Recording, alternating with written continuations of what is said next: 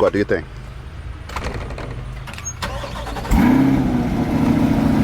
Woo-wee. That's the beast, baby.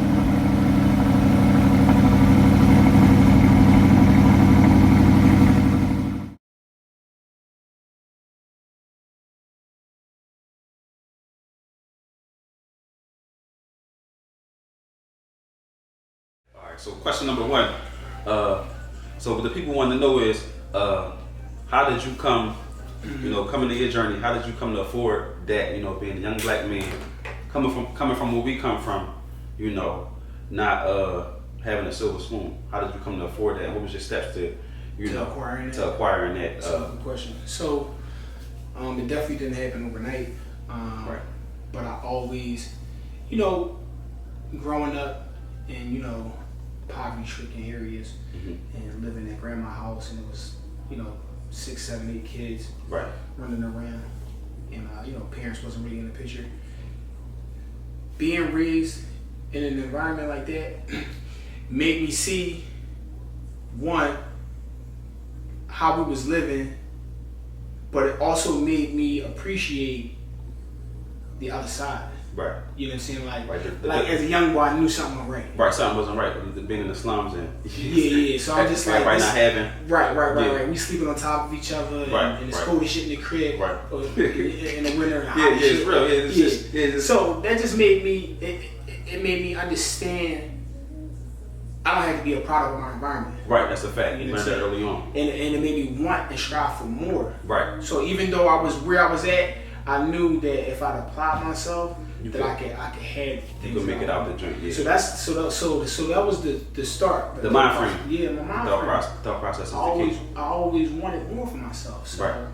And from there, I just applied work ethic, and then slowly but surely, I just started progressing. Yeah. And then you say like you was moving through the trenches as far as job after job after job. Yeah, I had 1,000,001 jobs, man. I worked in warehouses, mail carrier, Comcast, all types of stuff. Airport.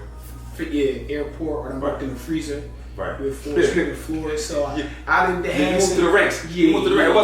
It wasn't sweet, and that's for everybody out there that think, I'm working at this job, or I'm working here, I'm working there. I can't acquire, I can't acquire this, or you just got the mind frame to think that it's not possible, or think that you gotta have somebody gotta throw you an ollie hoop. No, man, he did it by himself. He probably had help along the way here and there, whatever the case may be, and he gathered information, and he just went ahead and did what he had to do to acquire what he needed to acquire, as far as getting a house, or as far as for example, what was your steps to getting housing, and why was that essential for you to get a house? Especially in this neighborhood. Yeah, so it was crazy, right? So I got out of I went into the military, right, in 2010, right? So I had job at the job. My last job before I went into the military was working at the airport. Right. Gotcha. And this was probably in 2009, going into 2010, and I had lost my job. Right. Calling out, showing up, really not taking the job serious. Yeah. And but it was kind of one of the best things that ever happened for me, because at that point it was a pivotal moment in my life, because I had lost my job. Right. My mom was on my ass about what you gonna do. What you gonna next move? Because you got I just had graduated high school. Right. I want you out here just doing whatever you're doing. Right. So it's just like that happened. My mom on my back, this, that, and the third. So I went into the military. Right.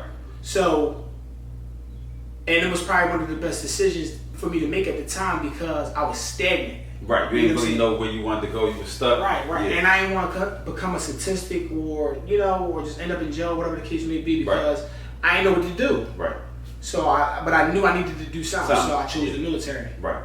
And that was kind of the stepping stones to land me up. To set you up, moving forward. So, like you said, he went to the military. He figured out, that he was stagnant. And a lot of people, it ain't wrong. There's nothing wrong with getting stuck. A lot of people get stuck. But figuring out your next move is like the key. Like just not being stuck and staying stuck. Right. And moping around was the key. So he made an executive decision to do something. To do something about it, and the military was his choice. Mm-hmm. So how did that play out for you during your 4 years? You did 4 years and then you skated, right? Yeah, and I got out. The reason why I got out is because when I went to Afghanistan, I did a 9-month tour here. Right. It really wasn't. But it didn't fit you. It didn't fit me. I found myself in a country where I knew nothing about. Right. Fighting a war that didn't pertain to me. Right. And I just felt as though I was just a placeholder. Yeah, placeholder. Yeah. So I got to get out of here. So after the military, what was the next move? After the military, I came home. I moved back in with my dude's crib. Right. I had some chicken saved up. But I knew I wanted to buy a property. I knew that was my next move. That was the next move. So I'm trying to stack this chicken to get a crib. Right. And then life hit me again. You know what I'm saying? I was working at the airport. I was working at the post office at this time. Right. And 2 months in, I just didn't like that. You wasn't feeling it. You knew it wasn't for you. It wasn't for me, so I had quit. So here's the crazy part about that. Right. And what parents need to understand, like, when you got children that's trying to figure out what life is for them because you didn't set them up. You didn't set them up, and that's or another you thing. didn't have a key. And that's what I think moving forward for our children, what we got to do, you know, just give them that head start. That head start, that joint's so vital.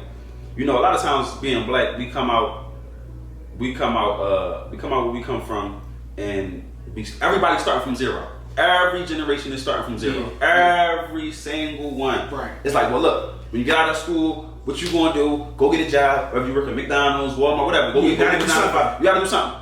But we never got that head start. We never got that $10,000. We never got that, you know, that money saved up in the trust fund. You know, we don't got the college money saved up, so we got to figure out how we gonna get student loans.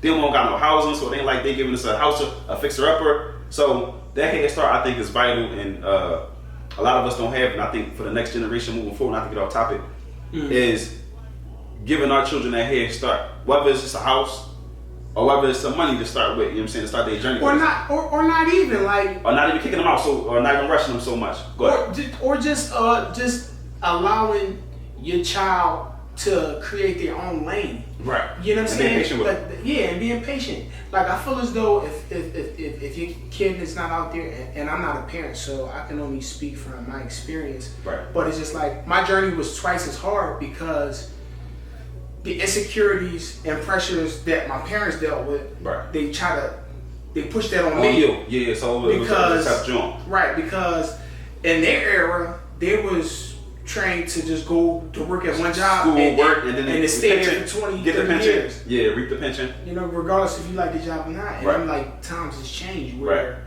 I need something from the job as well. This is a partnership. So if I can't get what I want, I'm not going to stick it out. Right, that's a fact. So just trusting your children, instilling the right morals in them, and trusting them that they go out there and do they're going to make good decisions. Yeah, they're going to make good decisions. So, but I digress. So, I had quit that job. She didn't like it. Right. So she was on my back. So I just ended up moving out, grabbed an apartment. Straight up. Stayed there for a year. Right. And then I had proposition my homie. He had a crib that he already bought. Yeah. That's what was genuine and real about it is he let me move in rent free. Rent free. Rent free. The alley hoop, baby. You know, so and I was like, you know what I'm saying? I had asked him, I'm like, listen, my lease is about to be up, so can I move in this joint? I'll throw you a couple $100 to stay here because you can't live nowhere for free. Right. But he was so thorough, he was just like, nah, I don't want to make no money off you. Just pay these utility bills. That's nature. And do your thing. Yeah, but the average person, now that I'm not paying this $800-900 for rent, now I can go splurge this and the third. Right. But my mindset was different. I was already locked in on the crib. You was on your stacking joint. So I'm gonna keep stacking everything. Yeah. I was paying down debt, student loan debt, but everything else I was stacking. Because I was already tunnel vision. Getting in that tunnel vision, getting in that mind state that just be on the beam and staying on the beam, that change the situation for the better on your own. Because a lot of times you're not gonna get that help. So, right. At least he took full advantage of that situation that he had. Took full advantage because I didn't know how long that was gonna last or if it anything or whatever it was. Yeah, so I maximized my situation. Right. You know what I'm saying? So that advanced me a few years. Right. And I ended up staying there for like 3 or 4 years. I stacked the chicken that I needed to put the down payment on the crib. Y'all hear that? 4-year mission, a 4-year patient mission. You understand what I'm saying? He took 4 years to be patient, to stack the bread, not get distracted.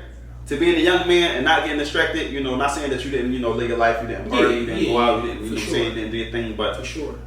He had a main goal, he had a main focus from the rip, and he stayed the course. Stayed the course. So that's a major key for anybody out there, you know, that's in a similar situation or, you know, trying to better their situation. Just stay focused, man. No matter what nobody talking about, stay focused, you know, because that was an opportunity. And opportunities like that don't always come. So he seen the opportunity to full advantage of it. It was a blessing, and he kept it moving. For sure. So after that, what was the next step in the you put the 4 years went by, you saved the paper. I saved the paper. I realized I was building my credit. My credit was shooting up. Right, he was cleaning the credit too at the same time. Yes, because I had terrible credit, but I knew that if I wanted to the things that I wanted, I had to better my credit. Got it. And that's essential. So right, that's essential. That's a major key. Unless you got cash. Yeah, I started paying down all my debt. And, right. And I set goals too. You got to set realistic expectations and goals for yourself. So I knew that I wanted to buy a crib and be debt free before 30. And I came home at 23. Right. And I had 7 years. But mind you, like I said, when a friend had asked me, and I asked him to move in, I didn't know that he wasn't going to let you do it for free. I'll show you the bone. Right. So that advanced me. Right. You know what I'm saying? That was even more hungry. I got to stack this bread up, man. I got to go on that. I'm about to take off. And that's a major joint. So after the 4 years of stacking the bread, you getting ready to make the transition from, never having a home to, acquiring your home. Yeah. So how did that work out for you? It wasn't. It was kind of crazy because I'm looking at houses, this and the third. And this the first go round. No help. Remember, he had no help. Yeah. No mentor. First in my family to buy. First in his family and the immediate family to buy a home on his own. And so everything was brand new. And a lot of times, man, in our community, coming from where we come from, or just our background, whatever, or just anybody's background, a lot of times people are first generation everything. Right. First generation to go to school. To go to school. First generation to save $10,000. First generation to buy a home. First generation to buy a car. When you saying a new car, to date car. So a lot of that stuff is first generation, and a lot of times nowadays we got YouTube and we got stuff like that. But a lot of times we don't have mentors, moving forward. So to do this without a mentor and without having that mentorship and just wanting to acquire the knowledge and wanting to being hungry to improve your situation, that's a major sacrifice. Yeah. But I knew how I wanted to live, man, as a youngin, and just seeing the guys on my block having nice things and second and third, and I just was like, I wanted that for me too. Never was no hater even when I have it, but I just like. I know how I want to live. Right, that's a fact. You know what I'm saying? A fact. And I'm gonna work hard to get there. Right. Yeah. So you acquired the home. You was looking at the crib. So that panned out for me. Right. And then I got I was working in my field, my career field. I was moving up the ranks with that. Right. So this IT. In the IT field. Right. So stacking paper there. So things just started falling in my lap. Right. You know what I'm saying? I was investing money in the stock market that was picking up. Investing at the same time as you're making decisions moving forward. Yeah. So, life was happening. Everything just was happening and moving for me in the right direction. But that was years of me. It took years. Doing 8 years. 8 years? Yeah, around 8 Around 8, 9 years, 8 to 10 years, about 10 years to, just buckling down, working, staying disciplined, staying my chicken, and knowing what I want. Knowing what you want, that's a major joint. That's a major joint. And not settling for nothing less. Yeah, nah. And as you can see, he got a nice home, young, single, got a nice home, got a nice car. That brings us to our next topic, so searching for a spouse, that's the hardest, that's like one of the hardest things for me to grasp, man. It's just like, I don't know, man, relationship. Because you meeting them, there's no question. That's not the issue. It's just maintaining a healthy relationship and sustaining it is the hard part. Right. So maintaining a healthy relationship, do you think more so, because we come from dysfunctional families, that it plays a part in both our, your fault, it's probably your fault, and it's probably your spouse's fault, the people that you're meeting. Being though we come from dysfunction, that we can't. It's hard for us to maintain a healthy relationship. Or as soon as we see some red or whatever the case may be, or as soon as we see stuff not going our way, we hit the door and we out of there. You know what I'm saying? Yeah, absolutely. I feel like the women of today, I feel like they think more like men.